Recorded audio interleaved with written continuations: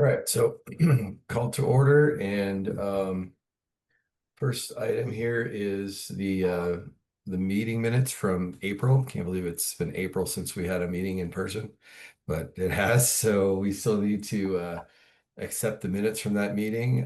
They've been up. I reviewed them. I know Ricky obviously reviewed them.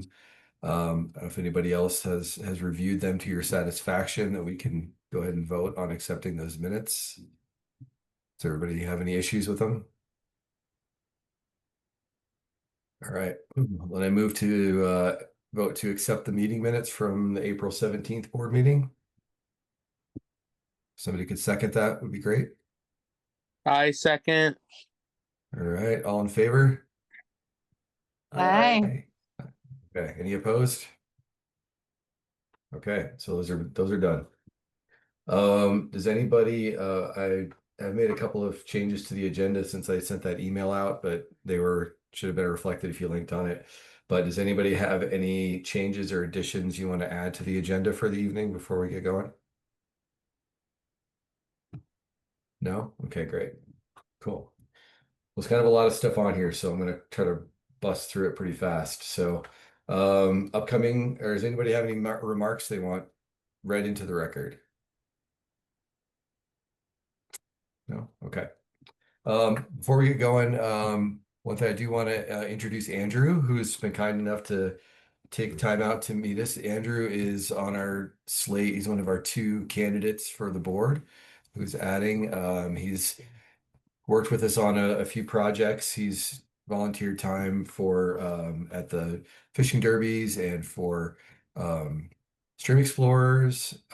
He's a guide and has his own outfitting company. And I think he's going to be a great addition to the board, which is why I asked him. So, but he's here to see what it's all about and see if he wants to run away before he gets elected. Thanks, Chris. And then Pam is here as well. There's some strange disembodied portion of Pam. Yeah. Showing. I'm here. So What welcome. is that? All right, well, so rolling through the upcoming meetings and events, mid-November is the TU Rendezvous. I'm going to be going again. Ricky is going, and I believe Scott is going to go.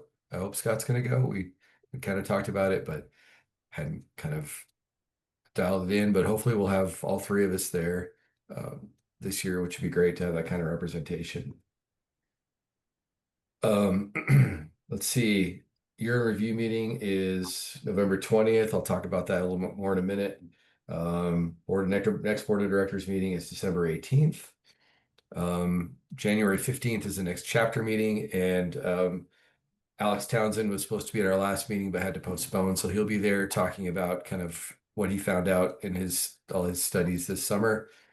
And then Sarah Evans will also be there, who is the one of the science teachers at Univista High School, and she's got the Trout in the Classroom tank starting in her classroom this year. So it seems like a pretty good tie-in to have the two of them. So she's going to, at that point, kind of talk about what's happening with the tank. And since that's a CPW aligned project, it seemed like a good fit to have the two of them.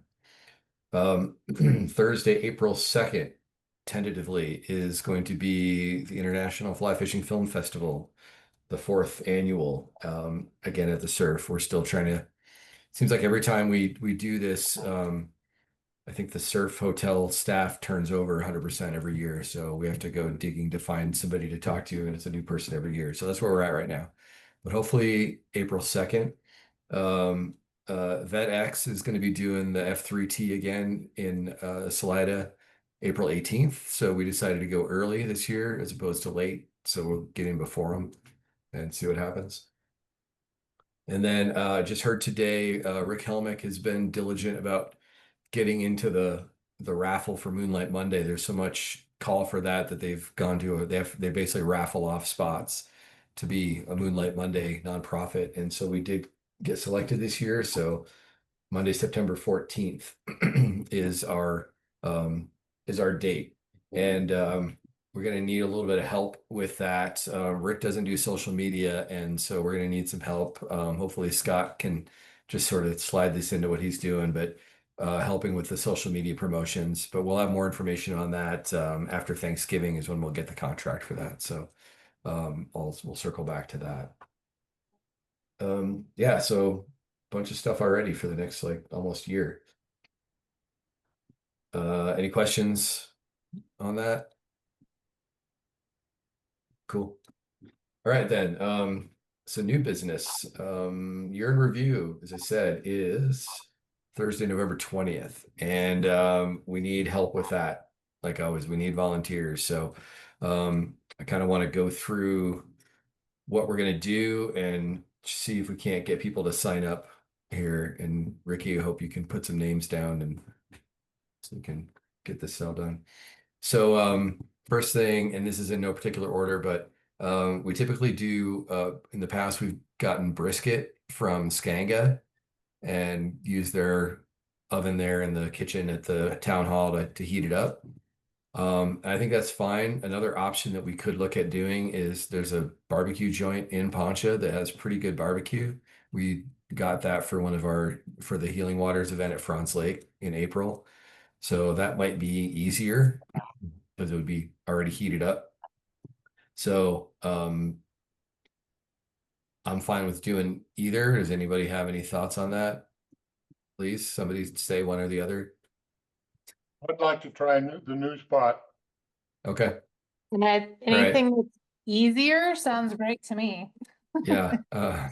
So I think they probably have brisket. I know they have like pulled pork and stuff, so we can figure that out. And then last year I got a veggie lasagna from Sorelli, which was pretty good. So I'll probably grab another one of those, like a 15-pound lasagna, and bring that down, heat it up and bring that down.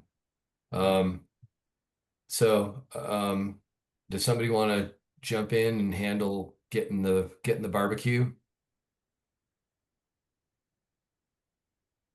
Ants? Anybody? Come on now.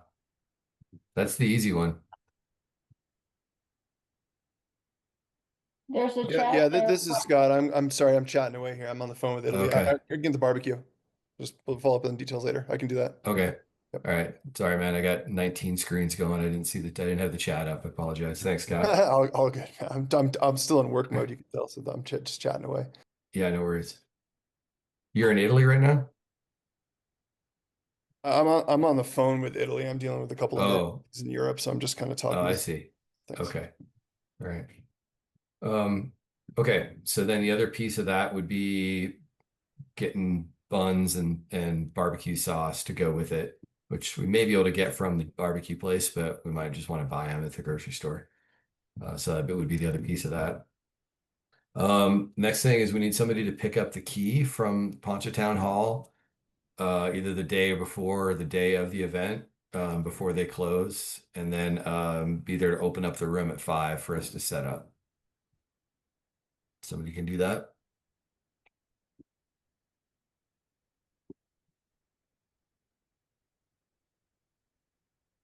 No, nobody. I can do that if nobody wants to do it. Okay, thanks. Who volunteered to do the buns and the sauce? I was typing and I missed it. Did anybody do that? Hopefully Scott's going to do that along with the barbecue. Okay, gotcha. Sorry, thank you. Yep, sounds good. Okay. So then we need some people to come in around 5 and help set up the room, 2 or 3 people. I'll be there already, so I'll Yeah. help. Okay, cool. Andrew can help. I'll be there. That I might can be do that enough. too.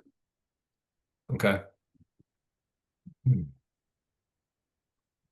And then breakdown at the end of the night. Hopefully everybody who's there will stick around and do that. It is going to be a little more involved. Apparently there's people that have left the place trash, so now they're like you have to mop and things like that. So we're just going to have to deal with that. But the big part of that is just not making a mess in the first place, which we don't really. No food fights, so let's see. I had a thought So we usually try to put together, Tom Arnott usually puts together a slideshow that people send in their fish pictures from the year and he puts together a slideshow, but we get fewer and fewer pictures every year. And so I was thinking that maybe this year we could just show some films. TU has a whole library of like free, film fest style films. And we, just do them with mute on or whatever, but have that going as opposed to, because that's a lot of effort and time for Tom to put that together. Actually, it's Tom Palka that does that, not Tom Arnott. But so if everybody's has a real attachment to fish picks from members, we can do that. But otherwise, I think doing the films would be a lot easier. So I, I, I like this is Pam, I like the idea of changing it up a little bit, so a film would be fun. okay, cool, thanks. I agree. I think that's a great idea. Okay. And then I need somebody to help me remember where we got the PA system that we always use. I think we got that through Tom, but I feel like it belonged to somebody, maybe Eric it was Eric's, but I can never remember where we get that thing. Yeah, Eric also has been the long-term provider and guardian of the audio equipment, so I think that's him. Okay. All right. I'll get a hold of Eric and see if we can borrow that again. Have you talked to him lately, Keith? No, I haven't. I think I will do that tomorrow. Okay. Do you want to ask him about the PA while you're Sure, on the phone? sure, I with can him? do that. Okay. I guess we saw him walking his dog down at South Ark not too long ago. Were you there that day? I was there where we talked to him in the parking lot behind the hotel. Yeah, so he seemed well enough to be walking his dog, which is great. Yeah, So yeah. And then what am I forgetting? All of you who've been Well, to everybody 35 of brings these a things. dish to share, right? Right. Yeah. Yeah, we'll do it as a potluck again. Everybody brings side dishes and desserts and so on. So that'll be part of it. And then, so I guess we should have all the tables we need there. We need to have, I think I've got at least one, but we might need one more power strip for people to plug in crock pots and stuff if they have hot things. Although I think last year it was mostly desserts. There was a few million calories worth of desserts there last year, as I recall. So, all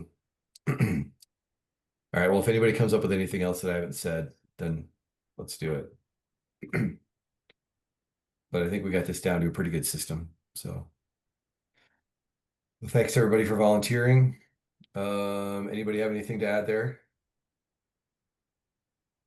Okay. Then we'll move on to the South Arc. South Arc is moving along well. The 60% design is done. We're closing out this phase of the project. We've got I sent off the closeout documents to Watervation today. I sent a draft of the final report to Colorado Water Conservation Board, who is our funder.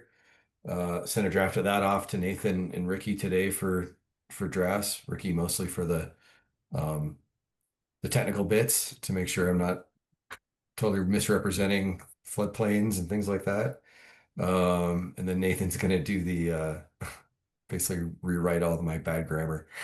So so that's good. We've got the project, we got the plan set and presented that at the last meeting. So thanks to everybody who was there. If you missed that and you're really interested in finding more about it, let me know. Don Harville couldn't be here tonight. He's traveling, but he wanted to find out more about it because he couldn't make it to that meeting either. So if somebody else wants to do that, maybe we can schedule an encore presentation for the board and we just kind of go through those plans sheet by sheet and talk about what's going to happen. So I'm happy to do that at some point probably in November, not in October. Let's see. Then Nathan and I have a meeting with CWCB next week to talk about the next step, which is probably going to be just design, basically taking it now from 60% to 100% construction ready design plans. So talking about funding for that and kind of what they want to see, since they're our funder, they certainly are in as a stakeholder and kind of have, we basically want to do it in the way they like so that they give us the money. So we're having that meeting next week. TriView. Yeah, go ahead. Have you communicated with Nathan regarding Diesel's finally getting back to him on his input on the project, the South Arc? So I know he Van had a Devere meeting with, property? yeah, he had a meeting with Diesel and they kind of talked through it. And that was pretty much for the trail design. And he did have some comments on the trail design. So there's kind of a lot more going on with Diesel and his ideas for the whole Van Devere property. Yeah, he wants another field. Yeah. Yeah, I know. That's all. Yeah. That's outside of the scope of our project, but it's certainly an item of concern for us in general, because right now most of Van Devere is mapped as wetlands. He doesn't agree with that, and so he wants to get another mapping done by a different firm and get a second opinion essentially on whether that's really all wetlands. And if it's not wetlands, he wants to build fields on it. So Um, so yeah, but that's kind of beyond the scope of our project, which is by definition is confined to the river corridor and that little planning area within their uh their overall development plan.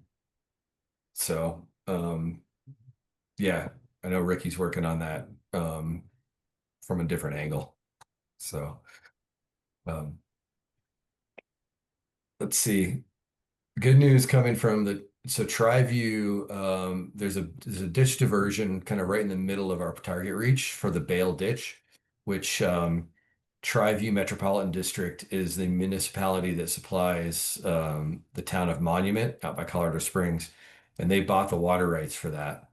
And so they are building a new ditch diversion there. And so we've been coordinating with their engineering team to make sure that their new diversion structure is fish friendly, isn't a barrier to fish passage. We had some concerns about that and have been going back and forth. Fortunately, um, the landowners whose property that is being built on are very much allies of the river. And so they basically stood their ground and wouldn't allow TriView on their property to do the construction until they agreed to work with CPW to make sure that CPW is happy with it as a fish passage friendly. And I don't want to say that TriView has been antagonistic about it. They haven't, but we just have been working the last few weeks to make sure that that was happening, because kind of their 90% plans didn't look any different from their 30% plans, and we had significant comments on their 30% plans that didn't appear to have been incorporated. So that's all been kind of resolved, and we're feeling good about somebody not building a big fish barrier right in the middle of our big habitat project. Then the other thing is the weir down at the bottom of at Old Stage Road. There's an old gauging station weir there. It looks more and more like that's going to be pulled out this winter. Whereas opposed to the rest of this project is a few years off just from funding, but the city and Jason Willis from National TU and Brett Jordan and a bunch of people have been working on figuring that out. So that's going to be about $100,000 to pull that out and build a series of step pools to replace it. So that should happen this winter. And Alex Townsend from CPW says he thinks that the South Arc, once that fish barrier is gone, could be gold medal caliber water. Not that it would ever get designated, but he says he sees fish stocked up right behind that weir every year trying to get up into the South Arc to spawn, and they can't get in. So A lot going on there, but like I said, we're kind of at a major milestone, and now we're going to be starting the next phase soon. So that's exciting. Anybody have any questions or comments on that? Excellent work on the diversion structure. That's good outcome. Yeah. Yeah. Cool. Well then Monarch Park, then we'll move on to that. Yeah, that one is done too. So our piece of that project is completely done, which was the fishing dock. That's in. All of the earthwork is done. We closed out that that grant, which I wish they were all like that. Remind me the next time we're looking for something, if we can do a fishing is fun, let's do it. Because the closeout process for that was basically calling Travis Long and saying, "Hey, we're done." And he said, "Cool, do you have some pictures?" And so I sent him some pictures, and that was it. Versus like CWCB, 11 hours so far into writing the final report and counting.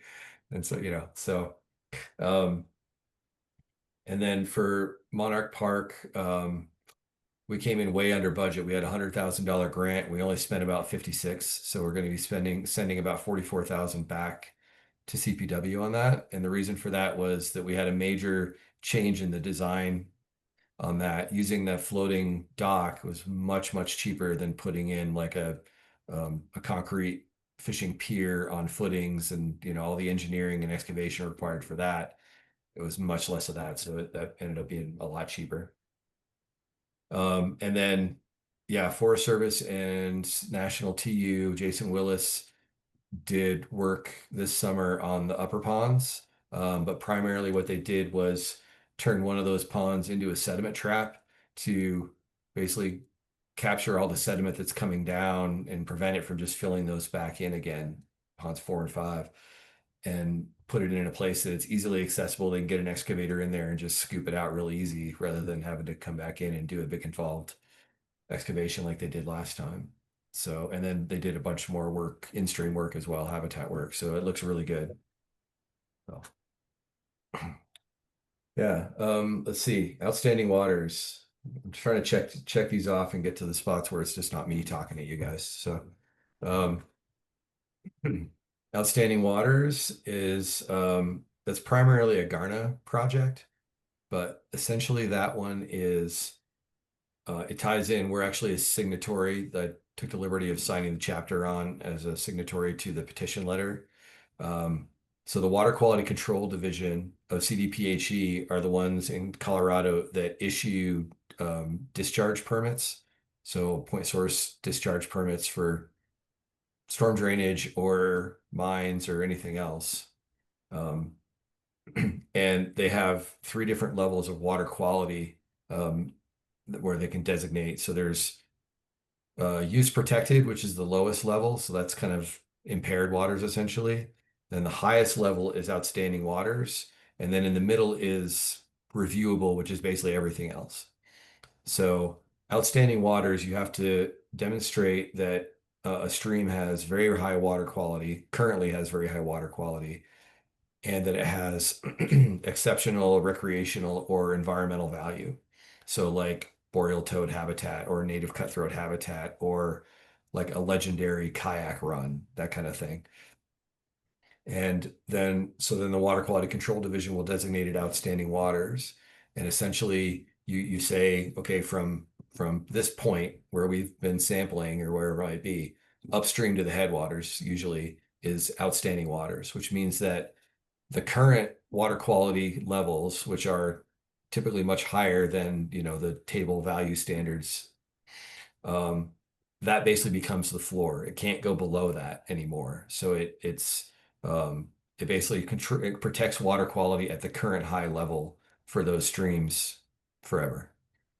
And so we have 16 candidate streams in basically from Lake County all the way down into the northern Sangre de Cristos that we're doing sampling on. So it takes 2 years of sampling and then petitioning the Water Quality Control Division and lots of public outreach. Like I'm talking to the town of Buena Vista Water Advisory Board tomorrow night, which is why we had to have our meeting tonight. And then talking to Upper Arkansas Water Conservancy District in a couple of weeks. We'll be talking to the county and, tons of people to basically get support, make sure everybody's on board with it, and so on. So it's a big effort, but that's going on, but we're a signatory to it. So I wanted y'all to know about it. If anybody wants to get involved in it, I'd love to have the help. So, but we're working with that with Garna's in that, Arwick is doing something with it, but working with American Rivers and American Whitewater and the Mountain Studies Institute, and Pew Charitable Trust is funding most of it. And we have people from CDPHE in the meetings, and Western Resource Advocates, and there's lots of folks working on this. So it's pretty fun to be involved with. So yeah, anybody have interest in that, just let me know. Where do we learn about like what rivers are on the list that are being studied and just more information? Yeah, I can let you know that. I can send you my PowerPoint that I'm going to present tomorrow night if you want. It doesn't have a map, it's just got a listing of them, but like let's see, around here in our area we've got north, so let's see. I'm trying to think of the ones that are up north. Half Moon Creek up in Lake County, Clear Creek, North Fork and South Fork of Cottonwood Creek, Browns Creek, Keith's backyard. That's where we're sampling. So thanks for that, Keith. And then North Fork of the South Ark, Pass Creek, which is a tributary to Little Cochetopa, Fousas Creek, and 1, 2, 3, and 4 Mile Creek. So those are the 7 that we're doing basically in Chaffee County. And then there's a bunch down in the North Sangre de Cristos that I don't know much about that we're doing as well. I'd love to get involved with some of the quality tests, especially Okay. past North Fork, South Fork. Yeah. Yeah, that's right in your backyard. Yeah, and Fousas. That's really exciting that there's 4 of them right there in my backyard. So that's Yeah, cool. Yeah, we'll definitely get you involved, man. cool. October 27th is the next day we're going out sampling. So I'll put that I'll down. get And which is I've a worked Monday. I've worked with Rose and Chesney before. Do I need to reach out to them? No, I can handle it. Rose is helping out with it. But it's Rose and I are the ones that are working on that. All righty, I put it down. Thank you. Cool. Okay. Let's see. So yeah, I can send out to anybody who's interested. I can send out that that PowerPoint. So okay, I'll just send a link. The outstanding waters, Chris. Yeah. Sorry, just kind of my football brain just seen it. I'd like to see it. I'd check it Okay. out. Yeah, Yeah, I'll send a link. I'll send a link out to the board. Then I'll yeah, shoot an cool. email Take a out. look.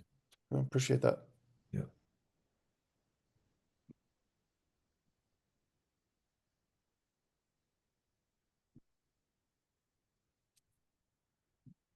All right.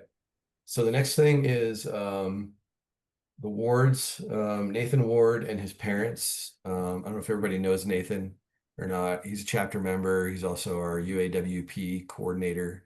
So he's working on a lot of stuff. He and I are the co-leads for the South Ark Restoration Project.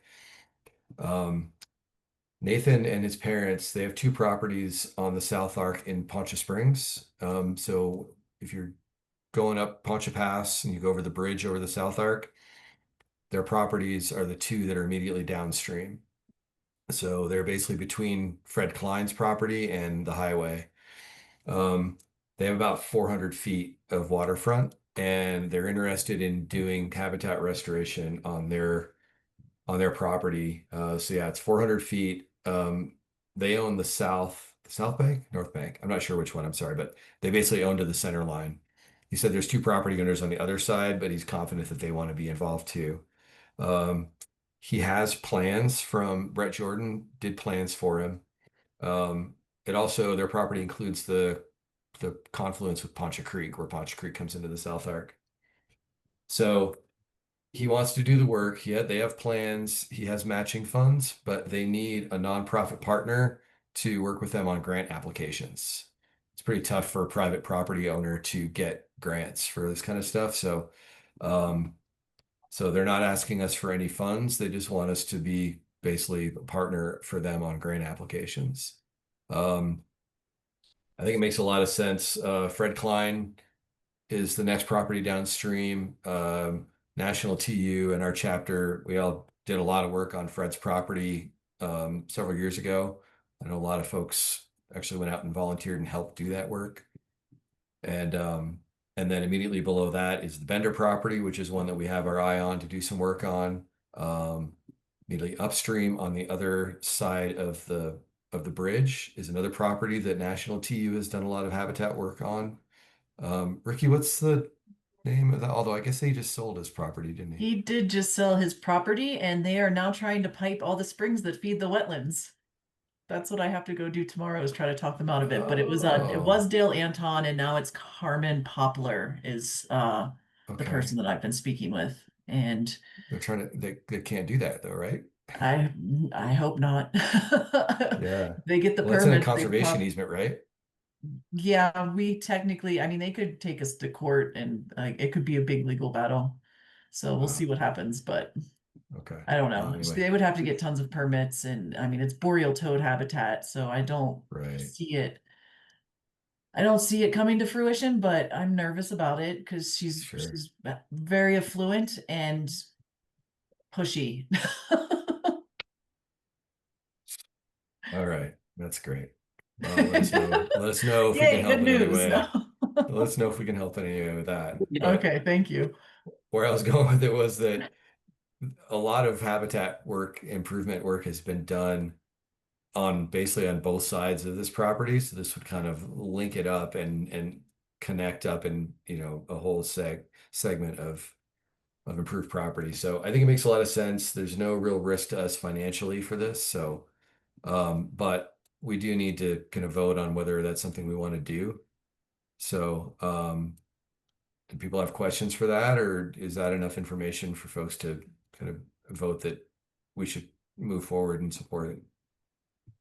Hey, Chris, this is Dawn. I just Yeah, had a Don. quick question. So I had also heard about what Ricky's talking about, just kind of through the grapevine. Would this expose us to any legal risk, any further legal risk, or? It wouldn't, because we wouldn't be working on that property. So that the whole Mhm. wetland issue, that's a property upstream. Right, but would be directly below, right? Correct. I don't know. I think it's a good deal, and you know what I mean. Yeah.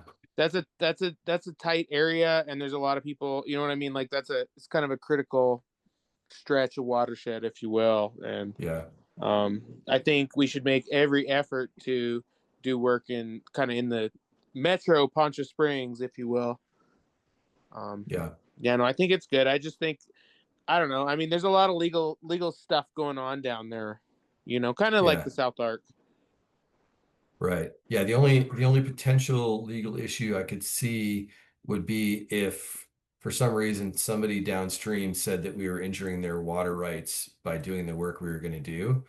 But, you know, we get around that by not doing work that injures water rights. In-stream habitat work, unless you're detaining water or dramatically increasing the surface area, so you increase evaporation, it's protected under Colorado statute. Like you can add habitat pools and large woody debris and boulder structures and things like that that don't detain water, and that's stipulated in Colorado law that it doesn't injure downstream water rights. So we're protected in that way. So, but I that's missed, the only illegal thing I could foresee happening.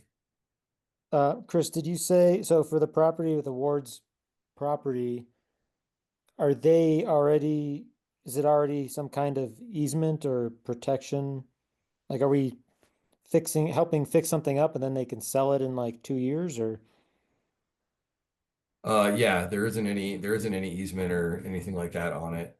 So yeah, there is a possibility that um if they were to sell it, somebody, I guess, could do work, but they would have to get a permit to tear something out, just like you'd have to have a permit to put something in. You have to get a Corps of Engineers permit to do any in-stream work.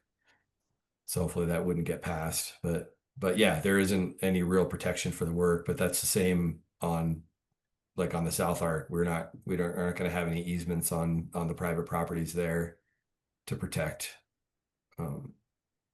So same case.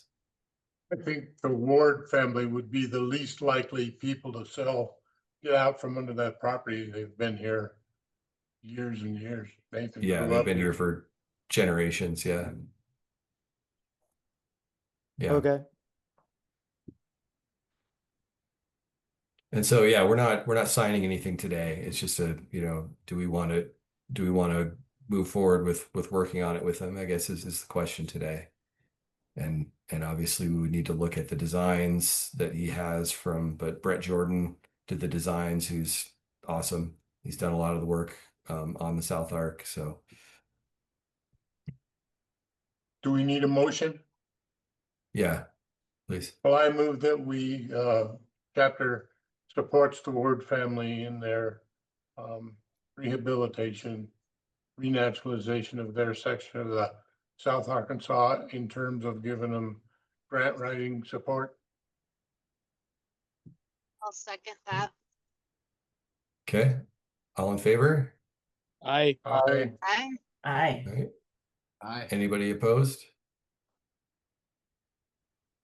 Okay, great. Cool. Well, I'll let Nathan know that and we can start we've been kind of looking at some potential funding sources, but we'll do some more work on that. I think we should make him Um, buy us pizza though for it. Oh yeah, absolutely. Pizza and beer for sure. Yep. Yep, for sure.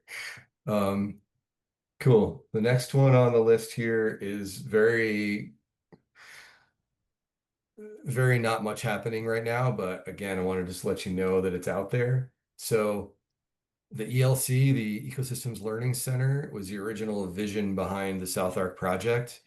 As the South Arc project has grown and more partners have come in, the concept for the ELC has kind of grown to where it doesn't fit as well into the South Arc, at least in its current iteration as it did. So we've been looking for alternatives, being, ways how do we get it back on the South Arc, or potentially move it somewhere else. I was talking with Beth Helmke, who is the interim county planner, county administrator, sorry, about something else, and this came up. That one of the ideas that we had floated amongst ourselves was getting a yurt to put out, because it's not a permanent structure, so it would be less of a hassle to try to get permitted. The city didn't really like that idea that much, but Beth really liked that idea. And apparently Chaffee County has been talking about doing some, I don't know if infrastructure is the right word, but utilizing their open space areas in a more intentional way, I guess you could say. I don't know a lot about it. She really liked the idea of maybe having some sort of an educational center and having it be yurt based for the same reason. Potentially one in the North County, one in the South County.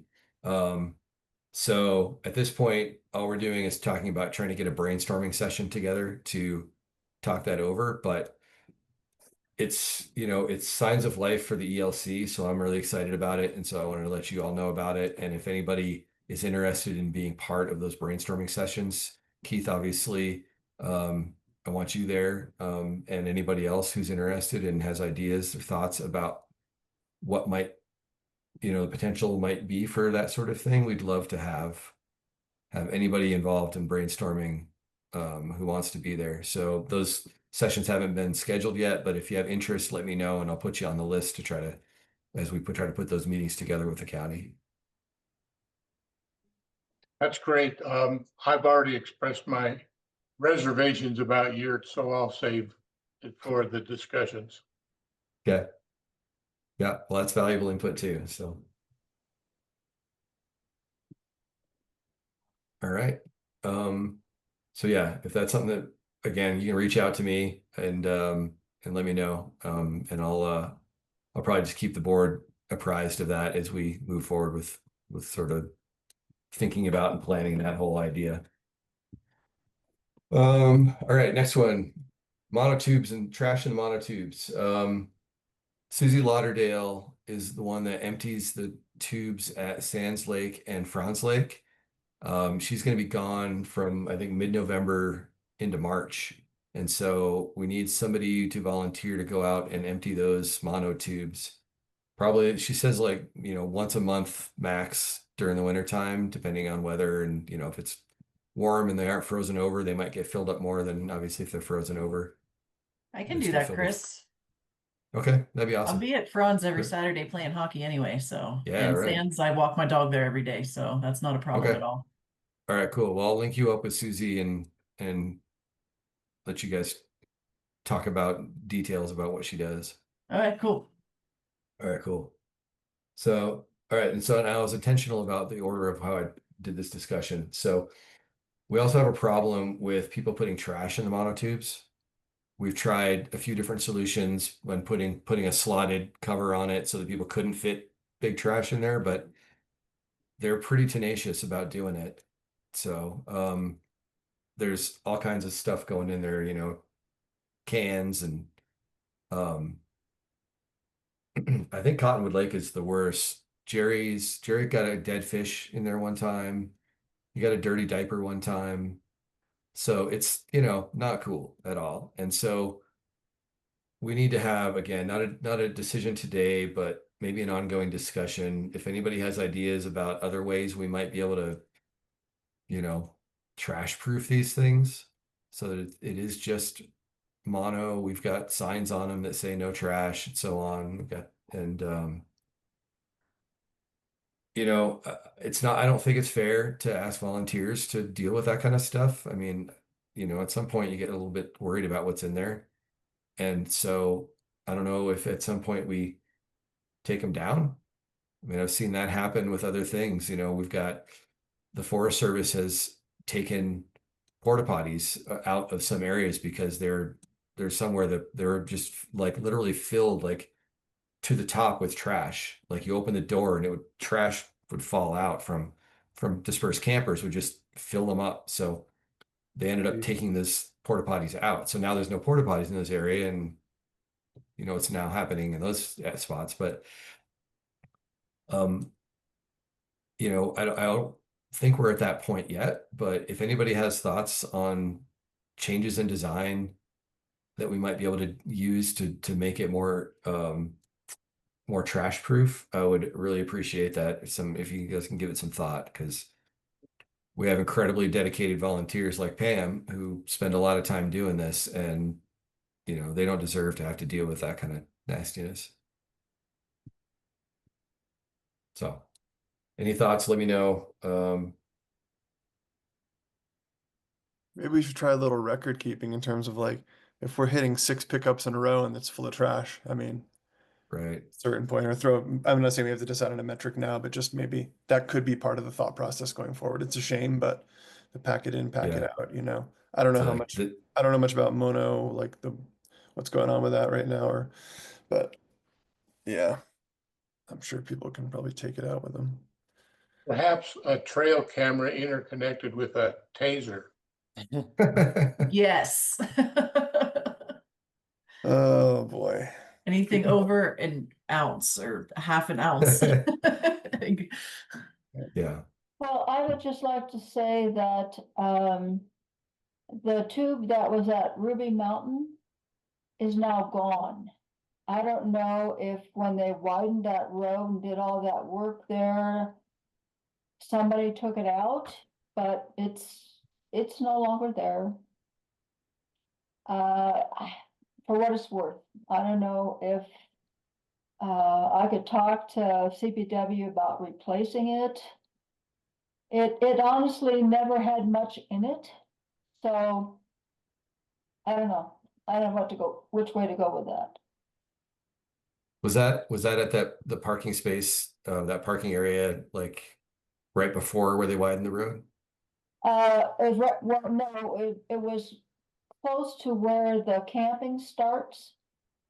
There's Okay. a little turn off and a little road, a little tiny little parking spot there by a cliff. Yeah. Yeah. Okay. Yeah, that's where I was thinking. Yeah, Okay. yeah.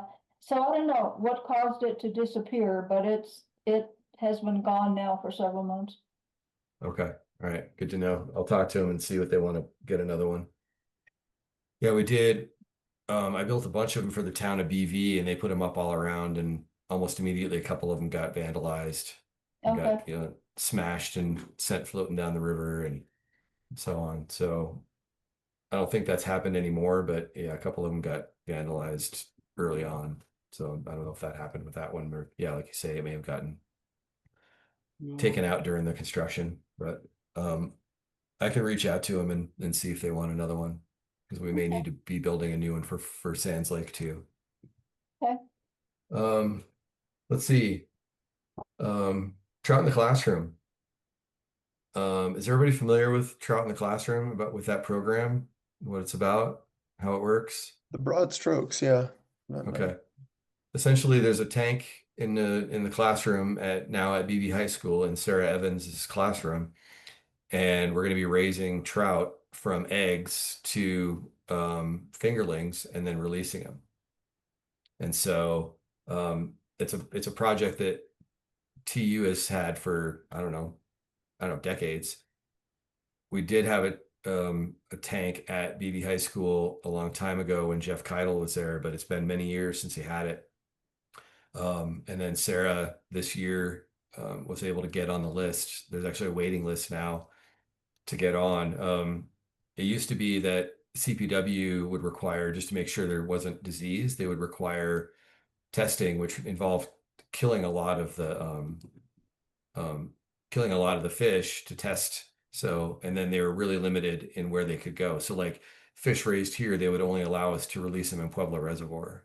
So it wasn't a great deal. But they've changed all that now, and they've come to an agreement. So they, as long as the tanks are carefully quarantined, you don't have to do that testing, and you can release them.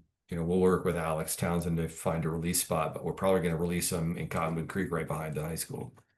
But anyway, the eggs are being delivered next week, and so, which is really cool. So the tank has been up and like cycling and getting conditioned and stuff since August. And but yeah, we're gonna finally get the eggs next week, so the tank will be up and running. So I'm excited about it. I've been wanting to work on a trout in the classroom for years, so Right. excited Yeah, to it's see it really happen. fun. My sister's a librarian at Evergreen Middle School, and I think this will be their third year with a tank, and Nice. it's really cool. The kids get so excited about their fish. Yeah. So, and Yeah. my sister would tell you they've done a really good job of kind of organizing and providing better resources to teachers. Because often, like my sister she's not a fishy person, so coming in with zero knowledge and how to run a successful tank, it's cool. Yeah. Yeah. We're going to be using this tank. Sarah's been talking to other schools, so they're going to, I think, be bringing like the elementary school kids over to check it out here and there. So they're going to be able to get other groups involved. We're going to talk to Salida to see if they want to bring kids up, and that might be the first step to getting a tank in Salida, which I would love to see as well. One really cool aside is Clay Jerka is a kid who he was in Stream Explorers a few years ago. And then last summer, he went to the Colorado TU conservation camp. And so he was there, and I got talking with him there. He's really, really into conservation.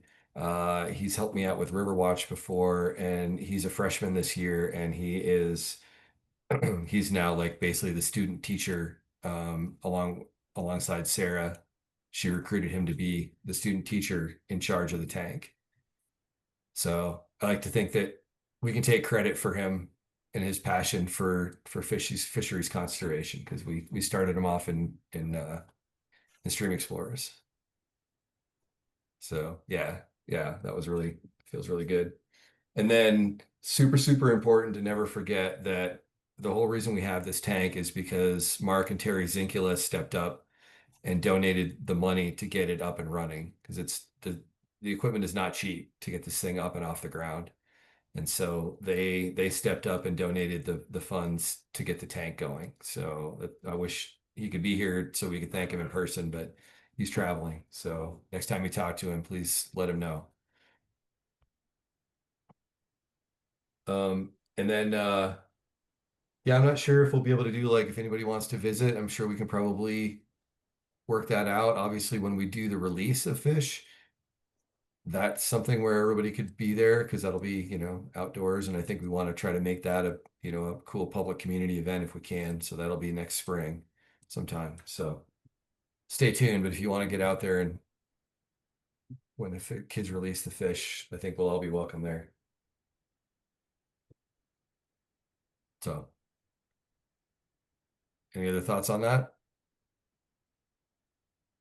Cool. All right, we're making good progress here. Ticking them off. Annual contribution to Colorado TU. As you probably recall, in our bylaws several years ago, it was voted that we should tithe 10% of our annual earnings to Colorado TU. And thanks for in support of all of the work they do for us, all the support they give us.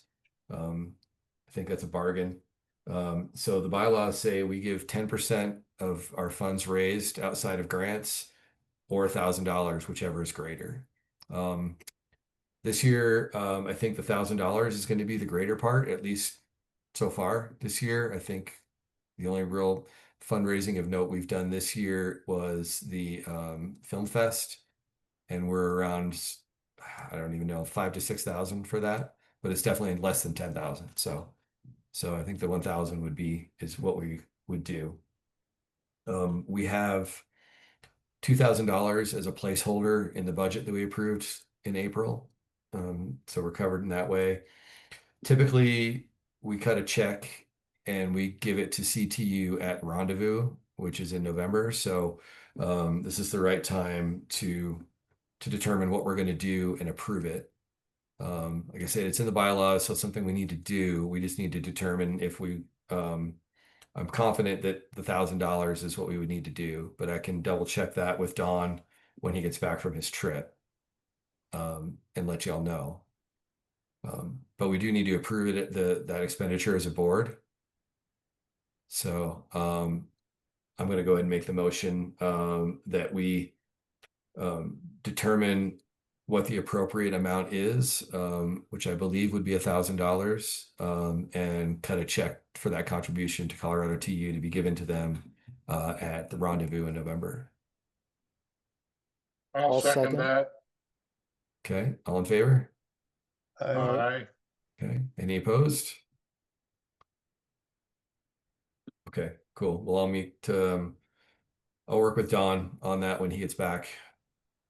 So thank you all. Next question is on the fall raffle. We've got 4 trips. Urk Adventures, Andrew, thank you, Andrew. He donated a trip. Andrew manages a ranch up in Maysville, and they've got a private pond that's stocked with trophy trout up there.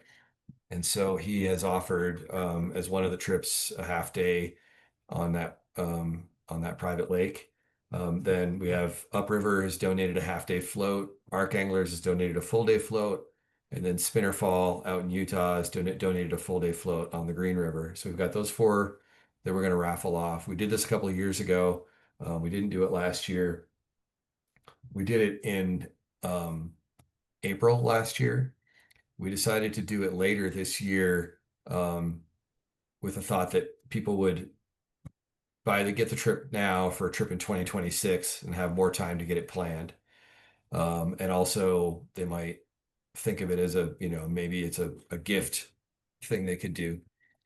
So that's going out. I've been talking with David Nickham at CTU about it. They're going to run it for us, and that has the benefit of it. It's on their raffle license, but also more importantly, it will go out to their entire Colorado-wide email list, and they will help us with social media promotions, at least in a certain way. They don't want to do straight up come by raffle ticket things, but like if we have a story about stream explorers or about like the bio that Dave and Scott are working on for the newsletter about our scholarship recipient, we put something like that out on social media, like you can support this sort of program, this scholarship by getting these tickets. And so anyway, that's going out. My thinking is that depending on when it gets approved by this, it has to be approved by the Secretary of State's office.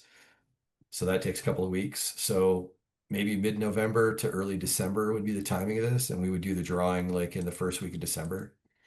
So that would give 3 or 4 weeks. One of the other chapters is doing a big raffle right now. So I want to wait for theirs to finish before we, I want ours out there longer than theirs is. So, anyway, but one thing I needed to get everybody's input on was the ticket price. The last time we did it, we did $40 per ticket and 3 tickets for $100. The prizes, so each ticket we'll do a separate drawing for each trip. So there'll be 4 winners, 1 for each trip. The trips are range in value from $450 to $750. So a $40 tickets, and then we also limit the number of tickets sold. So the question is, do we want to do the same ticket price, which we did last time, which was $40 each, or 3 for $100, which is $33 each? Or do we want to raise that up and do $50 each? That the Cutthroat chapter is doing a raffle right now, and they're doing $50 a ticket, just straight up $50 a ticket. No discount for volume. So we could do, my thinking is maybe we do $50 each, or 3 for 120. So would that be $40 a ticket for if you buy 3? Or we could do 50 each, 300 for 135, which would be $45, or 5 for 200. So $40 if you buy 5. So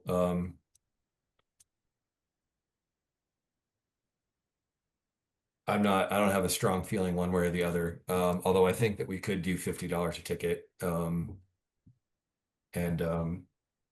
then the other thing was limit the tickets to 250. Last time we limited it to 450, but I think we only sold like 100 or less.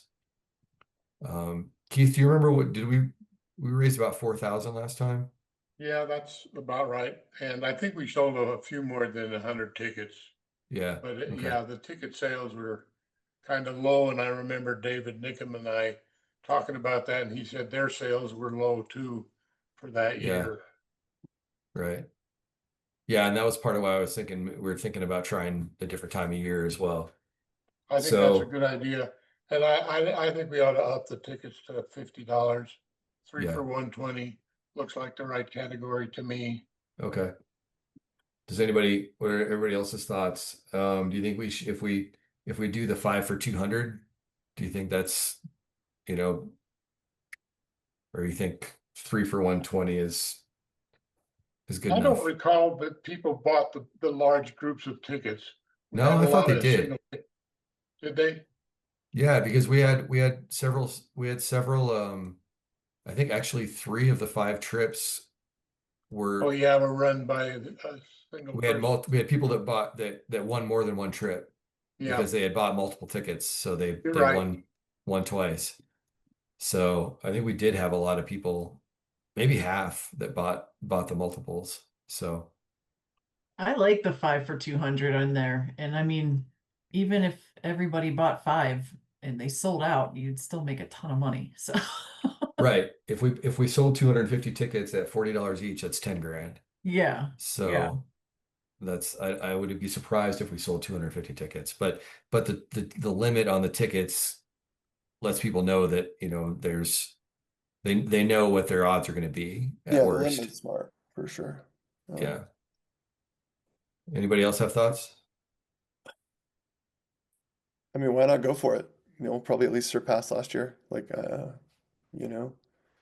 maybe might not hurt to just do the 50 and 5 for 200 and see if So we we can. do 3 for 135, so they get $5 off a ticket if they buy 3, and then $10 off a ticket if they buy 5. Yeah, I like that. Okay. I Yeah. think it'll get Anybody those else? bargain hunters in there. There you go. It's a good time of year too. It's festive. People are kind of spending, so Hopefully. Anybody else have thoughts on it? Preference for one or the other?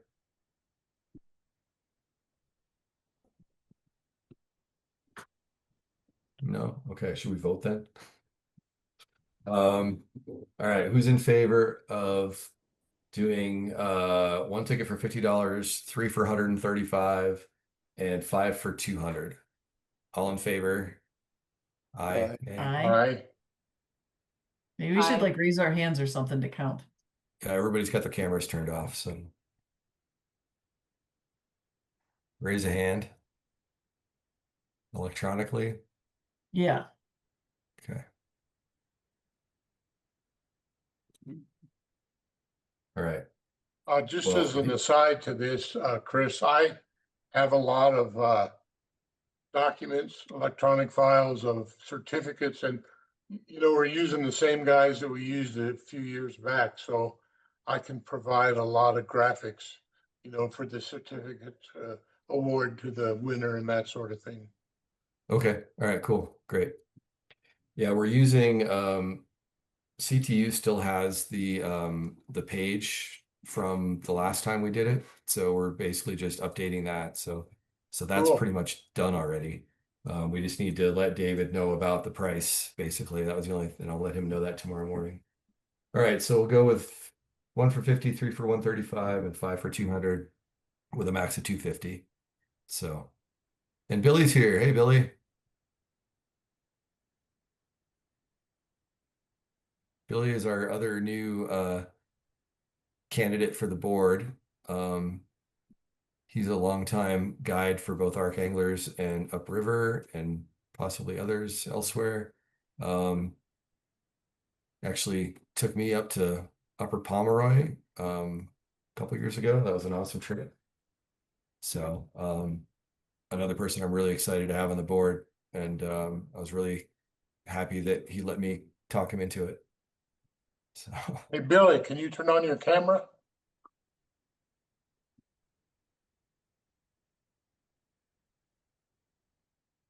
Billy.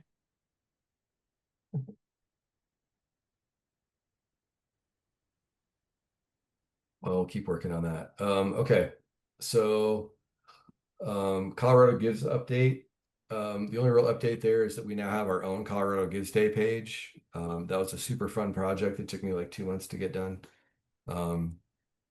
With talking to the IRS and talking to the Colorado Secretary of State and so on anyway, that's silliness. But in the past we've had them, but it's always been a sub page of the Colorado TU page, and it didn't work very well. It was hard to search for, and it just didn't work. So now we've got our own page. So I'm hopeful that we'll be able to get more visibility with it and do more with it. So we'll be working more on that. Early giving for that starts November 1st. So that's when we'll start promoting in earnest for that. And it goes through, I don't even know when actual Colorado Gives Day is. I'm not even sure what day that is, but we'll be working with that. Scott, you and I will definitely be working on that with social media and stuff, trying to get that out there as much as we can. Yeah, for sure. Where's Wasn't it Billy? is it Hey, usually- Billy. Isn't it in December usually? Yeah. But I mean, early giving, like you could give right now if you want. It's up Oh, and right, they're that's all right. up and running, but the early giving promotions start November 1st. Gotcha. And the last thing I had on the agenda here is an idea that I want to throw out and hopefully get some people excited about working with me on. And that would be a new type of fundraiser, which would be a fishathon, which is, I mean, it's not a new idea, but a few weeks ago I went fishing with Nick Street, who owns the Taos Fly Shop. And he's a longtime TU president of the chapters down there and a lot of other nonprofits. And that's something that they did a lot down there was a fishathon. So essentially it's a fishing contest, sort of like a one fly. But one of the major fundraising avenues is the combatants, that's not the word, contestants, I guess, get pledges like you might for like a March of Dimes walk. So you get people to pledge $5 a fish or whatever it might be. And so that's one of the ways that you raise funds. The way that they worked it down there was that all of those pledges count like in the points that you get, like you get however many points for a 12-inch fish and more for an 18-inch fish or whatever it might be. You also get points for the pledges you raise. So that makes it so people can be more competitive. So you could have a group of people who've never fly fished before who could potentially beat a group of guides if they raise a ton of money and even if they don't catch a lot of fish. So it makes it more competitive for people. You could hopefully get people that are, really into raising money and get excited about that aspect of it. And it also means that we don't have to go around and beg for money constantly. Puts a lot of the fundraising effort onto other people since none of us like doing that. Now, we still would have to go out and we still would want to try to get sponsorships and get prizes donated ideally. But anyway, the idea of the fishathon is something I wanted to throw out there and see if y'all liked it and if any of you were suddenly incredibly excited about it and wanted to work on it. So something totally different than the fishathon going on BV already. Like a totally different thing. There is one now, or Well, yeah, I mean, I Derby volunteered going? like a month ago. I'm sorry, I'm Billy Hicks. Yeah. And I went down there and the fishathon, right? But this is something you're talking about totally different. So this isn't we don't do a fishathon. Are you talking about the kids fishing derby that we did at Town Lake on Labor Day? Yeah, yeah, and I Okay. volunteered and I was there and it Yeah. was awesome. And like there was like Yeah. 70 kids and it blew me away and it was great. Yeah.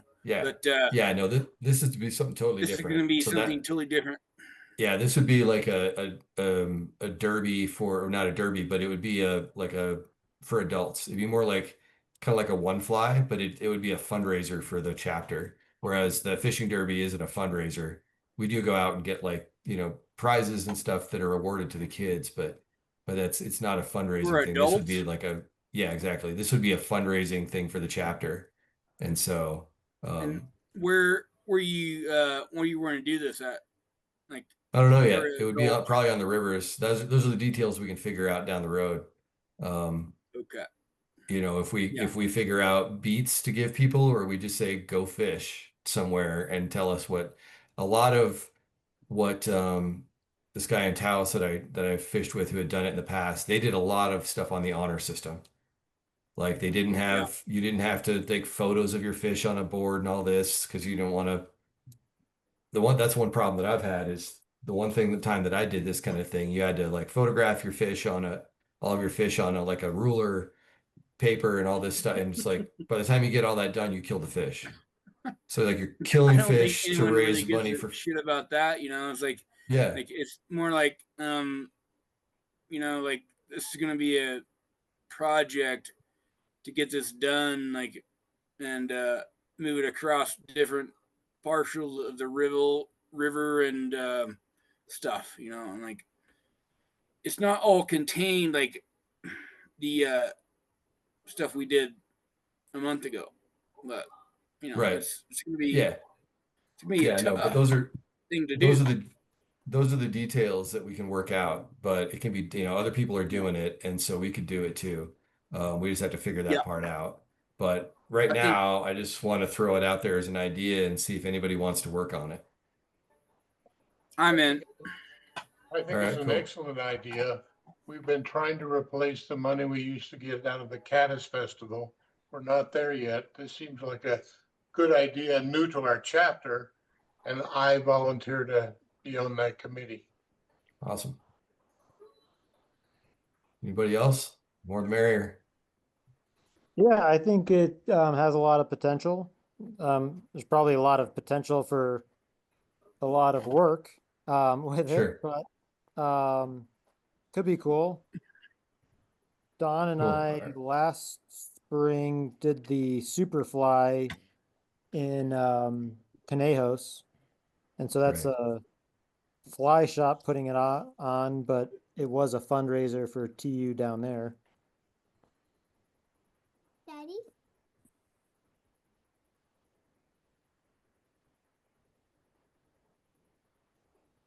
Cool. I was muted. Yeah. All right, I'm well, then we'll still talk learning more a little about it. bit I know that- I'd have to kind of maybe Google it and figure out exactly Is how it that- works and everything. Educate myself a little bit more.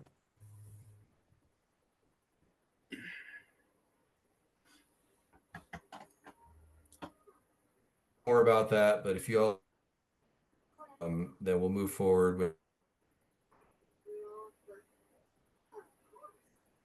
with looking more into it.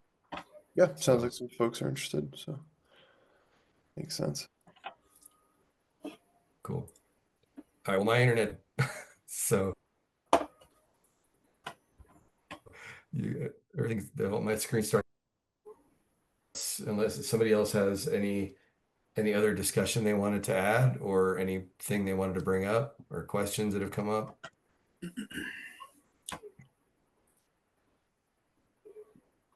Cool. Well, if not, then I think we can adjourn the meeting. I appreciate everybody's time. That was a lot of stuff to talk about. So thanks for getting through it. Oh, Thanks, you. Chris. Thank you so much. Yeah. Great All leadership. right, cool. Take So- care, Thank you, everyone. everyone. Good All right, seeing thanks. y'all. Yeah. Bye-bye. Thanks, guys. Adios.